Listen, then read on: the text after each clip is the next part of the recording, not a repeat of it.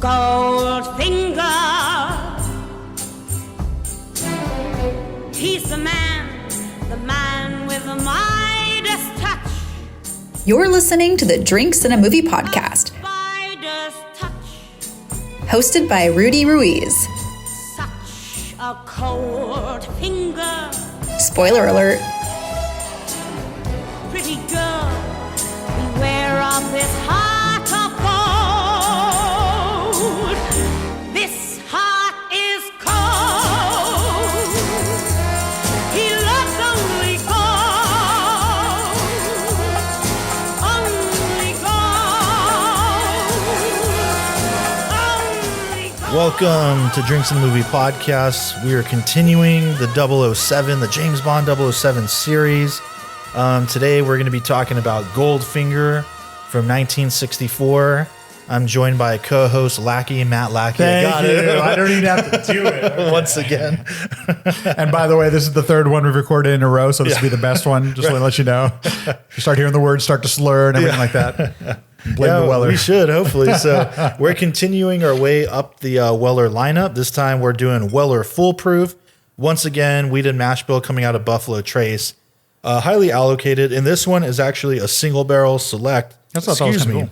From Certified Liquor in Duarte, California. Been there recently? It's been a minute. I got this a couple months ago. And literally, you could just make a whole YouTube series. Like the things Rudy does, like the way he gets around, it's super cool. Being that you get to go check out all these places because you find shit like this. Like you find these barrel selects and things like that. So it's super cool. And they had a good. I don't know if they have Store any picks. left over by now, but we were talking about before I hit record.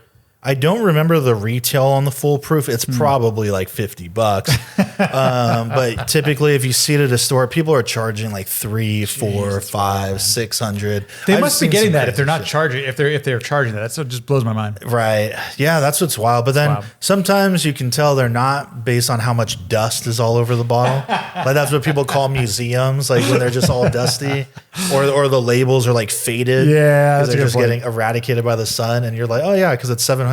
No wonder. But yeah, I don't know. We were talking about how the Cove had their Weller 107 pick. Yeah. And that bottle's non-chill filtered. I don't know if this one is. Okay, gotcha. I feel like they probably would have stated it on there. Do they only do this like as store picks? Is that the way this works? No. Okay. There's like a regular version. So they do have a label for it. Okay, gotcha. Yeah. But yeah, store picks, I feel like typically you got a good chance that it's going to be a little souped up. Gotcha. And the Cove actually does have a pick of this as well. And I managed to get one. Thank you, Greg. But I know they wouldn't sell them anymore because apparently someone did buy one because they do it at like an actual legit price. Yeah. And someone on like a Facebook group, this was like a couple years ago now, like tried to resell it for like 3 or 4 times the price.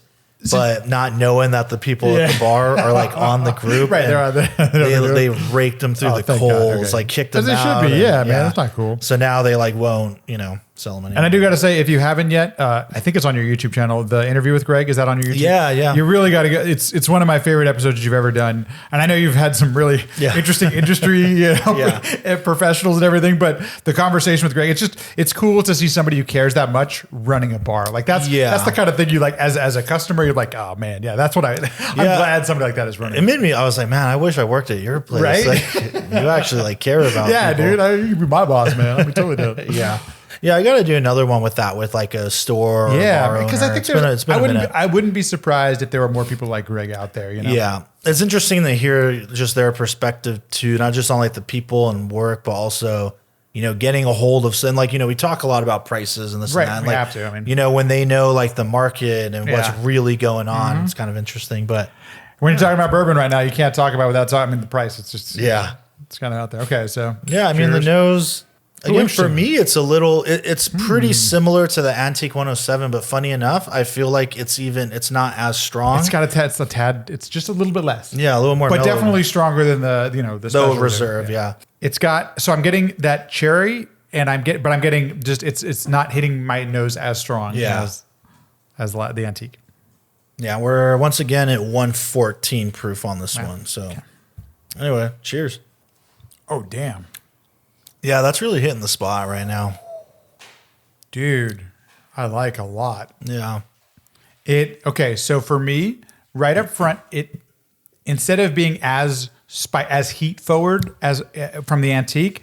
I'm getting this like full rounded flavors with that, but a more even keeled heat. So it's like surrounding my tongue. But I'm getting the flavors out of it. So I'm getting that cherry. I'm getting a tad of caramel, but still getting that some of that cinnamon, like good sweetness with some heat. Yeah. Oh, it's good, man. And it's still very easy drinking. Like with the 7-point proof like jump. Man, yeah, very rich, but without, like, for me, definitely still comes across really easy. Yeah, man. Easy drinking. Just, yeah, again, a more rich version. Yeah, man, that's in the spot right now. And these weeded ones, man. So with certified too, the price was decent and it was bundled up with another store pick. I forgot which one. So again, I got this a couple months ago. I don't know if they still have them. Oh, yeah. There was a lot of cases there the last time I went. But it's been a while. So if you are, and I think it was like 120, 150. And again, it was 2 store pick bottles, both cast. I think the other one was the Heaven's Door, or maybe it was even an Eagle Rare or something. I don't remember. But again, it's still a higher price than SRP. But one, considering that like typically these are like $400, Jeez. I'd say it's a really good deal. And it's a store pick. You know, was it around $100 that you got it for? Or? Yeah, it was probably 150 for like the 2 bottles. It's tasty, dude. This is really good.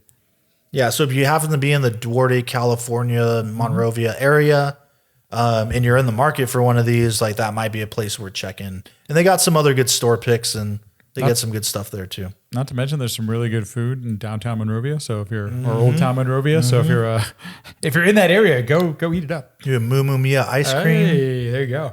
Yeah, okay, that's really good. Yeah, I'm liking that, man. This is a good one to go into number 3 with. This is good. Yeah, because once again, much like the bourbon selection, the third movie, Goldfinger just takes everything and steps it up again. Literally. Which I will say, man, so far on my James Bond journey, it's cool. I feel like it's not too often the movies, like for me, keep getting better and better and better and better. Stop. Look.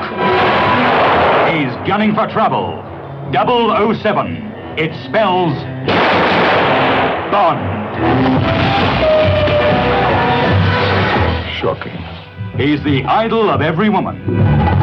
Who are you? Bond. James Bond. The envy of every man. The nemesis of the treacherous Mr. Goldfinger.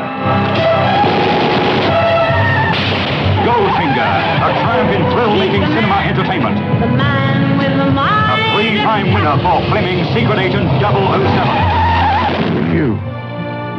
My name is Pussy Galore. Isn't it customary to grant the condemned man his last request? You've asked for this. Come and purr over Honor Blackman as Pussy Galore. The female who is all feline. Also starring Gert Frober as Goldfinger. International cheat. International menace. Gentlemen! Goldfinger, why weren't we told the New York and the West Coast were in on this? Goldfinger, I made a delivery. Where is my money? And you owe me $1 million. Goldfinger, the man with a finger in every pie. His goal, Fort Knox, the world's biggest bank. His enemy, 007, the world's wiliest, toughest gentleman agent with a license to kill. 007, it spells Bond. James Bond, mixing business with girls and thrills. Girls and fun. Girls and danger. The hotter the danger, the cooler he takes it. I think you've made your point, Goldfinger. Thank you for the demonstration. Choose your next witticism carefully, Mr. Bond. It may be your last. Do you expect me to talk? No, Mr. Bond, I expect you to die. Yeah, but let me give that synopsis real quick. So, while investigating a gold magnate's smuggling, James Bond uncovers a plot to contaminate the Fort Knox gold reserve. So this one's directed by Guy Hamilton. So we do have a different director now. We'll be doing it for the next 5 films, apparently. I think Terrence Young comes back in the next one. Oh, he does it? Yeah. Oh, he directed 5 films. Sorry, Yeah. Guy Hamilton directs a bunch of the films. Yeah, there's a little jumping around. My apologies. But So let's start with the opening real quick before we jump to the end like we did last time. And before we get into that, I do want to point out that at least in my readings of the Wikipedias, the budget got increased. Like Bond was a hit at this point. Yeah. So I think you have to put that in context that the country now knows, or the world, like probably, because I'm sure these did well in Europe as well. Like we know who Bond is. Yeah. So that needs to be established. Yeah, yeah, you're absolutely right. Because apparently there was a bunch of spy films too that Bond inspired during the 60s. I haven't seen almost any of them. Yeah, So, a bunch of movies, shows, all the kinds of whole stuff. thing. So All because of those first two movies. all of us getting injured into spies and spy thrillers now. And to think that it's only been 3 years, because this is 62, 63, this is 64, so 3 years in a row, and it already changed the game, you know? And so now when it comes, we get another really great cold opening, and this is another one that really made me laugh.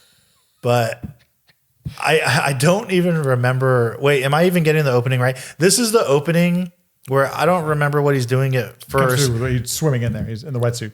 He's in the wetsuit. That's right. Okay. And then he goes to see that chick. Yeah. And then she's betraying him, and he sees the reflection in her eye. In her eye, Dude.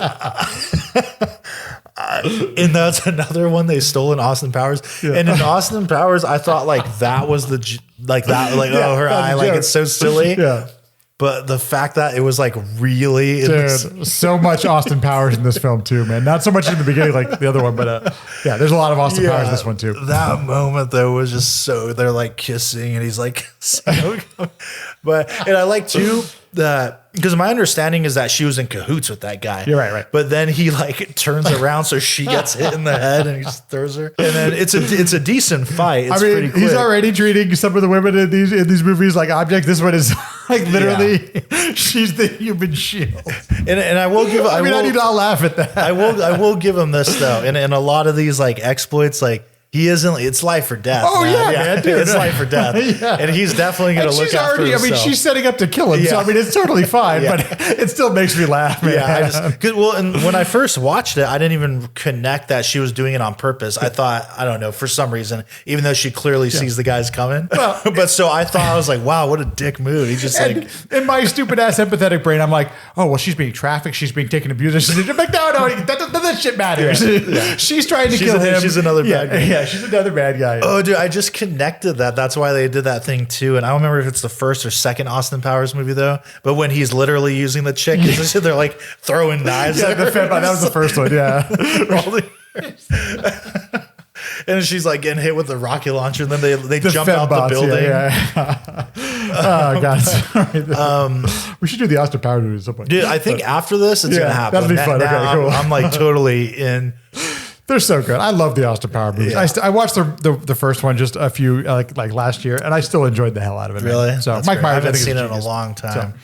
But no, it's a great cool, cold open. Yeah, and the throws the heater into the shocking. Yeah, shocking. That's the one. Yeah. But we get another cool just opening title sequence, and now, dude, this one's cool. Yeah, now we begin this tradition that will carry on through all the films of like an original song. This one is by Shirley Bassey, Goldfinger, and now the lyrics in the song like kind of tell the movie. They talk about the villain, a little bit of what's happening, you know. And this so far, we're in the third movie, my favorite song so far. Oh yeah, dude, it's and good. it's the most. It's like still so ingrained catchy, in my head. I listened to it like 3 times. They also bring it back in the end in the closing title, so like, but it's it really stays with you. Yeah. Normally I don't like that brassy sound, like the horns with the mutes. Wow, wow. I don't like that. That sound kind of bothers me. Yeah. But God, man, this music's good.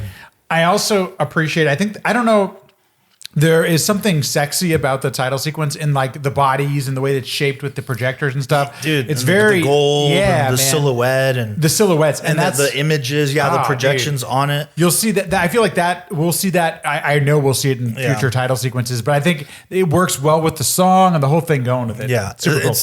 They're just super creative. Like even the Dr. No one was just like the little animated split. All of it is like super creative and cool, and it's something fresh every time so far. I agree. And I also think that it once again helps establish the world of James Bond. I know it's not doing anything expositionally or anything like that, but it's doing world building. Like I really do think it's creating, this is the world that kind of James Bond lives in, and it works. it's a catchy tune. And man, I'm glad there's something about being. I mean, have you been in the theaters then to see any Bond movies? I think the only one I saw in theaters was Skyfall and No Time to Die. Dude, when the credits come on, man, it is you feel like it's one of those things where you're just sitting back and just letting the colors wash over you. The music can't be loud enough when you're in the theaters. It's like.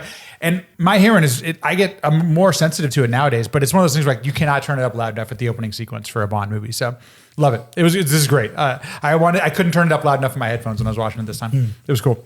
Yeah, man. It's really good. It's a catchy one.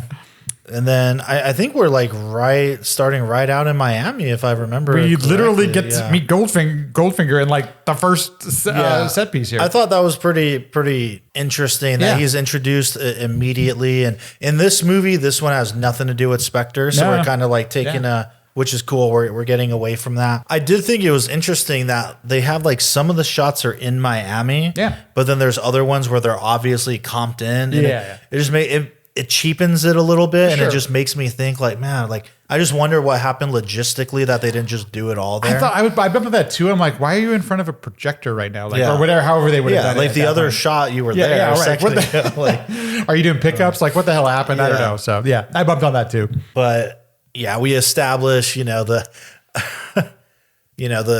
Felix again. So Felix, we got the return for 1 second because I want to come on Felix. Oh yeah, but good. Like I'm wondering. Now that you're saying it out loud, like were audiences less sensitive to that, or did producers just not care? Like I'm wondering if the audience didn't care enough. Like maybe they did see those things because I'm like, man, because it's kind of obvious. Like, and nowadays you'd really notice it. I'm just anyway. Sorry. I'm gonna guess it wasn't as big a deal because like all the car scenes are shot that way. Like and we've seen a lot of that even in the last two movies. There's shots like that. Here it just looked extra obvious. Because it was unnecessary. Like you were there. You told us you were there. So. But I would imagine audiences back there probably weren't as critical to that, I would think. So you brought up Felix, and I had a bump on Felix because I'm like, this isn't the same guy as the first movie. So I didn't quite understand what the hell was going on for just a moment. I got over it really quick because they do a good job of establishing some rapport. But at first I'm like, whoa, I was confused a little bit at first. Yeah, because the actor doesn't look anything like the first dude. So it's like they kind of stepped him down. And I almost wonder if it's because Jack Lord in the first movie was maybe like a little too close to Bond in terms of like suaveness and coolness. Because this dude seems a little older, not nearly as suave. Yeah. And then in the fourth movie, when Felix comes back, it's another actor. So I have a feeling it's going to change a lot. Got it.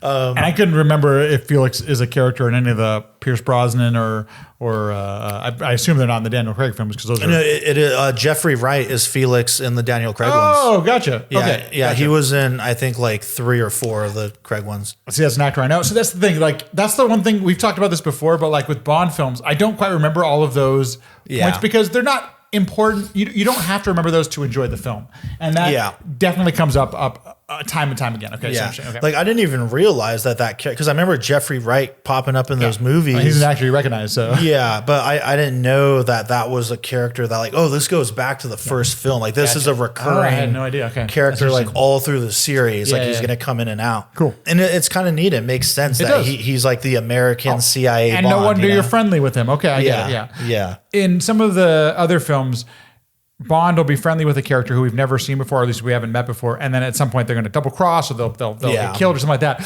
So it's one of those things that I'm just predispositioned that basically anybody who Bond meets is at some point going to double cross him, get killed. Whacked, so those things when you actually have a reoccurring character, except for the folks back in MI6, those are the same. And here once again, when we actually do get back, MI6 it's a fun visit in this one. When you finally get there, I don't want to skip ahead, but when you get there, it's a fun visit. Well, I was just going to mention, I forgot her name, but the one that's helping Goldfinger cheat at cards. Oh yeah, with the binoculars. And actually, what's her name? I thought I had it up here. Because of course, she's got Jill Masterson, and of course she has to be laying down in a bathing suit. Like that's par for the course. You're in Miami, and that makes a lot of sense. Yeah, at least they're at the pool. Yeah, well, she's in the balcony, but yes, and she's trying to get tan. I get it. It's they have their whole flirtation, which is like kind of funny and. It's interesting that he just like messes with Goldfinger and completely ruins his whole game and all that. And this is one of those really iconic shots, man. And I remember seeing this when I was a kid and it really freaked me out. is when he comes into the room later or whatever, and she's dead on the bed, but is like completely gold. Yeah. And I remember seeing that as like a little kid. And oh, wow. Maybe my dad was watching, and I just remember that shot so clearly, and it freaked me out because I'm like, oh, Goldfinger, this is like the bad guy, like turns people into gold, like turns them to stone, but it's gold. Yeah, I had no idea. I was a really little guy, so that was like really strange and like scary to me. In all fairness, when I watched this time, I thought it was a little strange. I'm like, why did he turn her? Like, this seems like so much work. Why did you go through that? Yeah. But anyway. And I'm glad they like at least explain, skin suffocation is known to happen. But yeah, I'm like, so what they do? They like knocked her out and painted her? Yeah. And just like, all right, be here. They took the time? Like, hey, exactly. How long did that take? That's literally what I was. Yeah, my name is Goldfinger, so I have to do the gold thing. Which and I mean, you can't. This is another part. But Austin Powers. When I saw that, I'm like, oh, this is like, this is what I mean. Literally making a whole movie about this. So anyway, sorry. But man, it's such a great shot. Oh, dude, it's great. It is like somewhat eerie. Yeah, you know? Totally creepy. And the fact that he just did it to make an example out of her, like could have killed him at any moment. But it also, there are some interesting choices. Don't at some point here towards the beginning, Goldfinger could have bumped off Bond, or Bond could have bumped off Goldfinger, but they don't. I always find that's one of the things that, by the way, is a trope and will continue through a lot of movies. And why is that? So as an audience, it actually gets me to lean in a little bit I'm like, why aren't you guys just killing each other right now? Like, why are we going to go through 2 more hours of film, to get to where we're ever going to end up? And I mean, I think this one actually pays off pretty well on why they do that, but it's just interesting, those choices early on. Yeah. You were gonna say something about, because I'm forgetting it a little bit, when he goes and gets briefed by M and yes. Okay. So first of all, there's a couple things that I love that this movie established. One of them is we know that Q is going to do, is going to be the guy with the toys and stuff. Yeah. But here they actually have some repartee about, be careful with this, don't do that, those kind of things. And it wasn't as funny, or at least it didn't seem like it was as quippy as it was in the previous movie. And that's something that's going to continue. Every single movie after this one, by the way, is going to be like quippy and, there'll be some sort of one-liner pun that Bond might say, but this time it's going to be Q saying it inside of the workshop where you're seeing all this crazy nonsense happening and stuff. Which I loved that part. I'm like, this is where this relationship finally. Yeah. Because literally in the previous movie From Russia, Q just walks in, gives him the shit, and we kind of move on. Yeah. In this one, we actually get some back and forth, which I thought was really fun and gave some dimension to Q and what he brings to the table, but then also entertain us, make us laugh. Yeah, each movie he becomes a little more of a character, and it's nice to get a little bit of the development. And that reminds me, I forgot to mention that in Dr. No. We talked about the relationship between him and Miss Moneypenny, and like him and M. And I love the moment where as soon as Bond leaves his office and he's like flirting with her, and then M is on the machine, like skip all the repartee, just go. Dude, like you have a plane to catch. And it says so much about all their relationship. And is it this movie or From Russia with Love where he comes in and he throws the hat on the rack? And then he just like, oh, and for my next miracle, and M is like behind the door. It was like one of the things I also enjoyed while he's at MI6 is the Aston Martin. Oh, that's right. Yeah. And so this is one of the first times where we saw the car had some things going on. I think they were tracking and stuff. Like this one, you get all the bells and whistles. And where's my Bentley? Oh, he's had its day, I'm afraid. But it's never let me down. M's orders, 007. You'll be using this Aston Martin DB5 with modifications. You see this arm here? Now open the top and inside are your defense mechanism controls. Smoke screen, oil slick, rear bulletproof screen, and left and right front wing machine guns. Now this one I'm particularly keen about. You see the gear lever here? Now if you take the top off, you'll find a little red button. Whatever you do, don't touch it. No, why not? Because you'll release this section of the roof and engage and fire the passenger ejector seat. Whoosh. Ejector seat? You're joking. I never joke about my work, 007. I wonder if this was the first time where we had like this button, the do not press button. Like, had this been done in a film before? Because it's so fucking ridiculous. Why would you put a fucking button that you're not supposed to touch? That's right. It was the eject, right? The eject seat, yes. But absolutely do not press this one. He's like going through extraordinary lengths to tell him not to press the button, so you know exactly what's going to happen at some point. But I'm like, had that been done in a film? Because I literally could not stop laughing. But Men in Black, just think of all the movies that have had cards with buttons on them that you're not supposed to press, And then, of course, at some point, they're going to press the goddamn button. But I'm curious if that was a trope in any other. I feel like prior to it had to have been, but I don't know. It does it really well in this one, I thought. So yeah, this may have been the one to start it. Started a lot of other stuff. Probably could have researched it before we got on this conversation, but it cracked me up because I'm like, they took an extraordinary amount of time with the goddamn don't press this fucking button, So anyway, I just bumped on it. So at some point we meet Pussy Galore, one of the most famous names. I mean, another one of the icon, Bond characters. A lot of vagina. Sorry, I'm trying not to Austin Powers it, but man, it was so much in my life. Okay, but it's just so. God, and they knew what they were doing. They knew exactly what they were doing, and they still did it. Even the way he says it too, like, oh, yeah, oh. But I do like when they're on the plane and she's got the gun on him. Yeah, and she's a good character. She's not an idiot. She's a good character, and I love when they're talking. And he's like, you don't want to fire that off in here because if you do, the depressurize the cabin. And I like because I forgot about that until the end when he brings it up again. Yeah. He's like, I had to tell Pussy about it. So I love that foreshadowing. Where he's like, don't be firing off guns inside this plane or we're all going to die. Who are you? My name is Pussy Galore. I must be dreaming. I thought I'd wake up dead.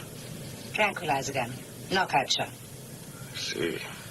Ah, I'm delighted to be here. And, by the way, where is here? 35,000 feet, flying southwest over Newfoundland. Oh, that explains the humming.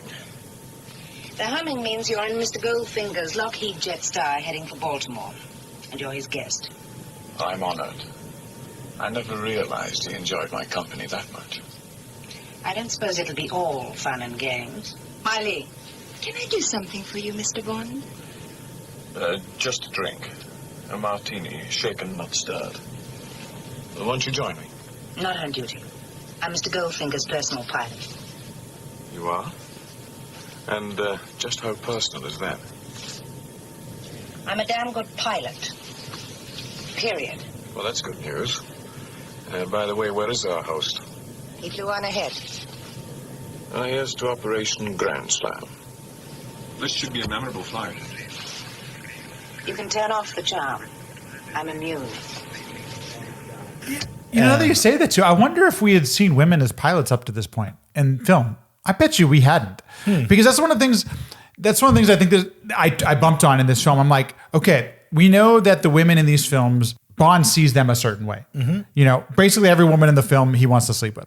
And here's a woman who is a pilot. She's got an agenda. Like she has a purpose. She has a very clear desire. Like I thought all these things, I thought they made her, because I'm so ingrained. The name Pussy is so like ingrained in our society. Like we know what this character, like I had these certain expectations going in and I didn't get any of them, which I thought was super interesting. I mean, she's beautiful and she's sexy, the whole thing, but like she wasn't a character I was expecting to be. Yeah, you almost think she's going to be a throwaway character and it's just just somebody he's going to sleep with, and then she'll die, whatever, we'll move on. She's very important. She's in the whole goddamn film. I mean, it's like, and she's Dr. No was only in 10 minutes or something. It's 20 minutes. Yeah, and she's a key person, very important person. Literally goes to the last scene of the movie.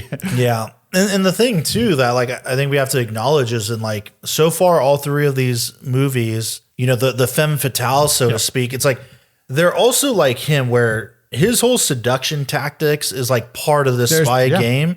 And they're playing that like Miss Taro in the first movie. Like it's all Tatiana. It's all like everyone's doing the same thing to try and get into the other. Have a desire and a purpose that they're trying to accomplish. And there's a motive. It's like for the mission. And they're very clear. Do this. Yeah. But no, she's a good character, and I love the that your shit's not going to work on me. But it is, and I do like the development of the two of them up to an extent. I don't quite buy like jump into the end though.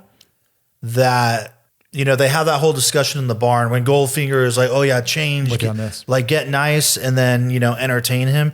And I do like when they're like trading blows in the barn, like when they're kind of like fighting, but then when he like completely like throws her, because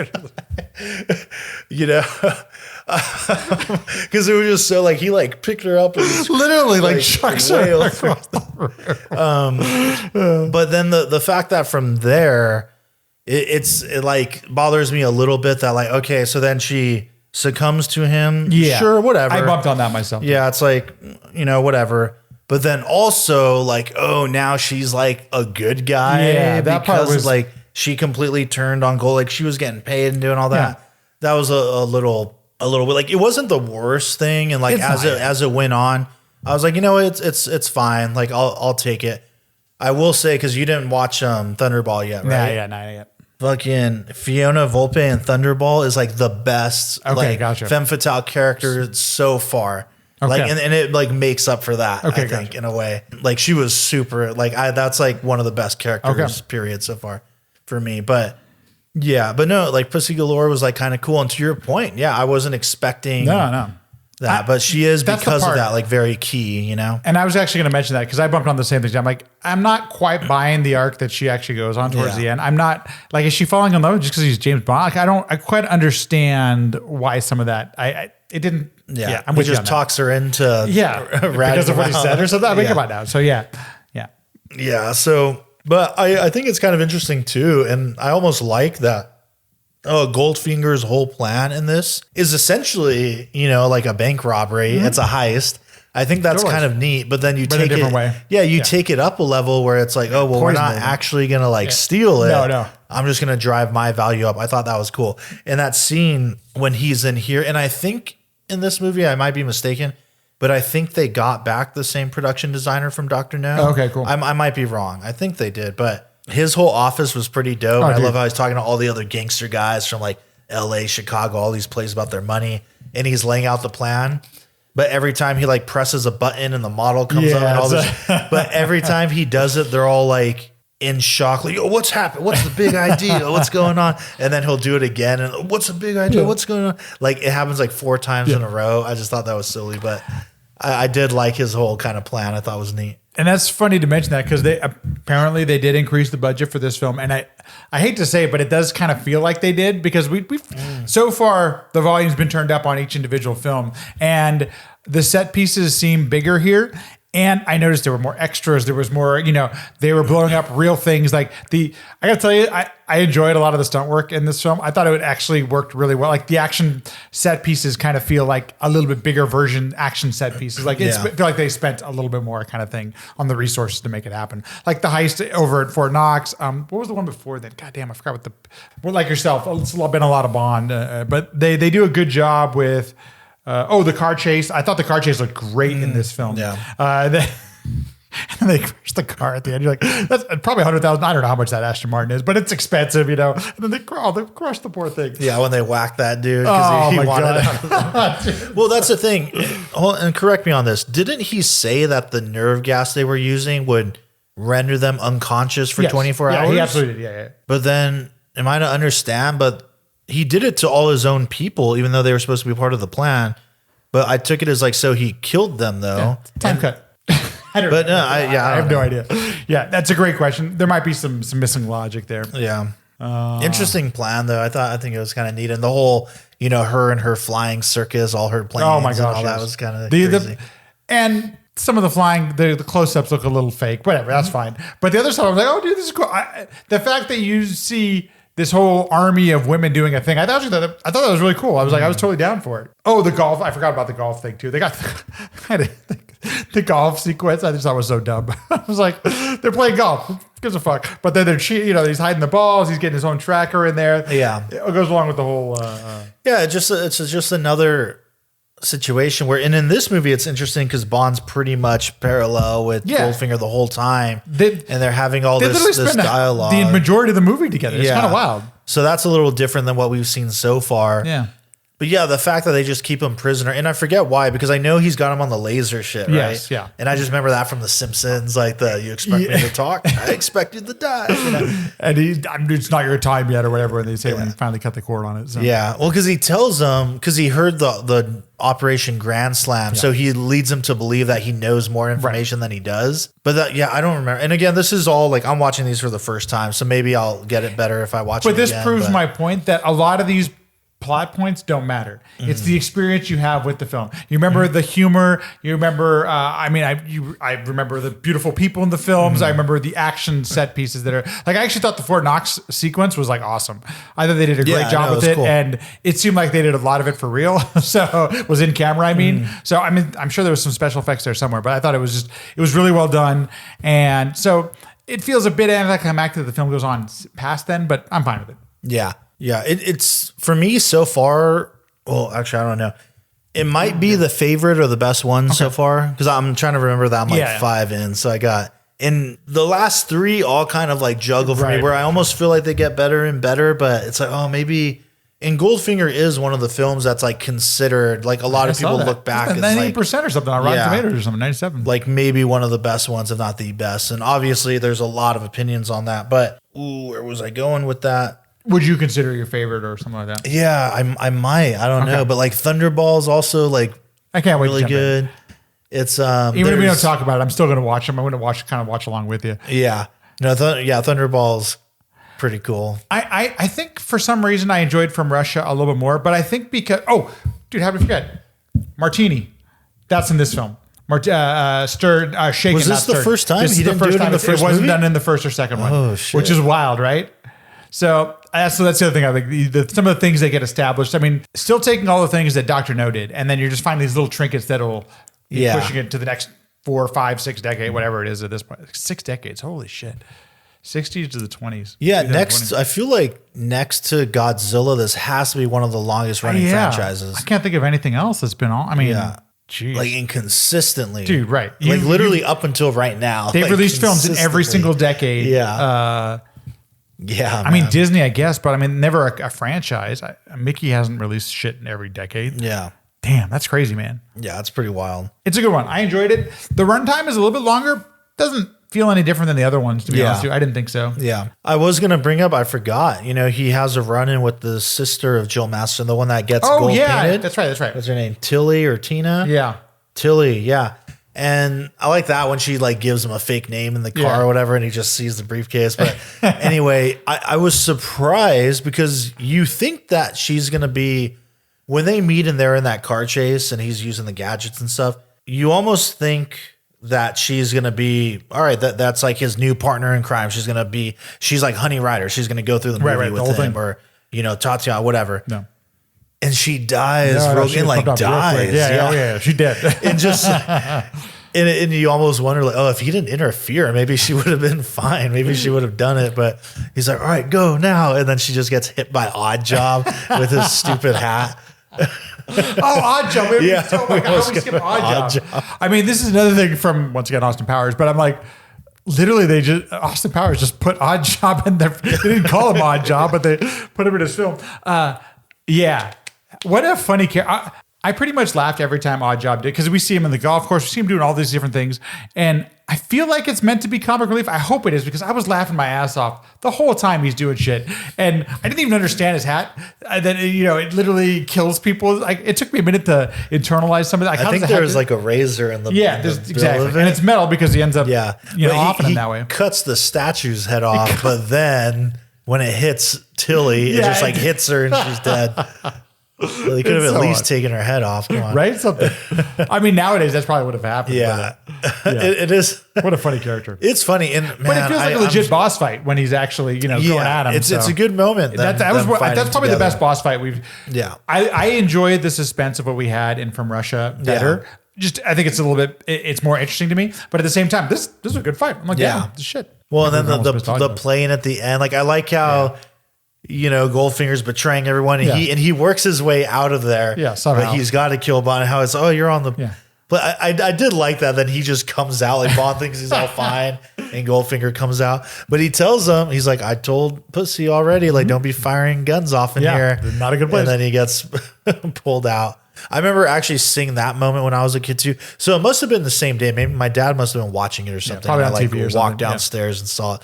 But I remember also being freaked out when he got like sucked out of the plane. Oh yeah, ooh, dated effects now. But when I was a kid, it was very legit. Oh, I believe it. Yeah, that's the thing. I mean, we were able to imagine and believe a little bit more when we were younger that way. And then, of course, I mean, what better way to end a film than sleep with pussy underneath the. Does he? Isn't that the where they're wrapping? He wraps the what's it called the parachute over him. Oh, maybe. That's this one. Yeah. Yeah, that might happen at the end of every movie. Now I think it's, you know, I don't think it's every Bond, but it's a lot of them. So yeah, man. I mean, so far we're talking these 3 movies. This is probably my favorite one. I'd say from Russia had good moments, but I forgot so much of it already. And this one was the most kind of. It's funny you mention that because that's the way I feel about all of the Bond films. Yet I still enjoy them. Is that I forget a lot of the details. Yeah. And it leads me to believe those aren't important. That's not what they want you to take away. They want you to enjoy the 2 hours or whatever that you spend with the film. And I mean, it's the adventure, you know? Yeah. I'm wondering how many I've watched over again. I know I've watched GoldenEye a few times. I think that might be the only one. Yeah, I haven't watched the single one more than once. Yeah, I don't. GoldenEye's the only one. This is all like first experience. For me. But yeah, there's something too to like. Maybe that's why they make so many every decade. So. Yeah, and that there is something too to sing them all like. Yeah, dude, they're literally gonna start just. Your brain's gonna go to mush on this. Yeah, but you know now, so I finished You Only Live Twice last night. Nice. So now the next one I got to watch is actually the. On Her Majesty's Secret Service with George Lazenby, the least known, least talked about Bond, who I didn't even know existed until a couple years ago. So but that one's 2 hours, 20 minutes. I'm like, oh. The only reason I know that's a thing is because it was mentioned in an episode of The West Wing, a show that I used to watch. Oh, really? Yeah. On Her Majesty. I didn't even know that was a film until, anyway. Yeah. But then Sean Connery comes back after, so that'll be interesting. Weird the way rights work with in this industry. Yeah. Well, man, once I eventually get to the Never Say Never Again, which I'm not looking forward to, that's in the 80s. So I'm several movies away. I'm a decade away, but that I decided I'm going to watch it just because the story behind it and like the right stuff and all that is very interesting. And the fact that he came back, but he's like already pretty old at that point and it's a remake. Like, and I'll give you some, now that you mentioned that, I think it is cool seeing, first of all, like how this whole thing got established. And now that you're mentioning it, I also appreciate why my dad enjoyed it so much. We mentioned it earlier, just like this, man, how cool would it be to be Bond? There has to be a percentage of people that like during the 60s was like, fucking how cool would it be to be fucking Bond, right? Yeah. Like that gives me some perspective. I'm going to ask my dad about it next time I see him now. Cause I'm like, that's pretty cool that, this was probably something a lot of dudes could relate to for sure. Yeah. Or at least they wanted the fantasy. Yeah. It makes you wonder too with Ian Fleming being like working in intelligence and like a pretty high position and also being like, because Bond is the commander of the Naval Reserve Intelligence, whatever. And Ian Fleming was the same shit. It makes you wonder like how much of this shit he's seen and has gone through. And there's an interview with Christopher Lee, who's actually like a cousin of his, the actor Christopher Lee. I love Christopher Lee. Who would eventually play a villain in one of the 70s ones. He was like a cousin of Ian Fleming. And he's another person that was also like Secret Service intelligence shit. From what I've been researching, like he was basically James Bond. Shut the fuck up, really? But would do the like espionage and a lot of, but he's a very well-known theater actor too before he came into the stream. Yeah. But wow, that's wild. But But super, like he doesn't talk about shit. Like holds on to, but he was very much involved. And there was an interview where he did say, he's like, yeah, a lot of the people, a lot of the names and shit that these books are based on. He's like, dude, I've known these people. He's like, I've met a Goldfinger. He's like, the guy that I play, he's like, I've met this person. Like, I know, like, I've been in and out of all these countries and all these people. So it's interesting. I wonder how much of it is rooted in, some reality. Obviously, a lot of fantastical fantasy elements, especially when he starts using like jetpacks and rocket launching cigarettes, but it's all fun and games. I mean, that's the point. And that's but once again, you'll get to it. Like they've established that there's ridiculousness going to happen. The guy kills people with a fucking hat. So I mean, like anything can happen. Yeah. And I'm not knocking it. It's fun to see it. It makes you smile. It's ridiculous. Yeah. That's the whole point. It's silly. Yeah. So anyway, it's great. Good way to start. Man. Yeah, there it is. 3 down, 24 more to go. And you better listen to all of them. No. JK. All right. Cool. Cheers.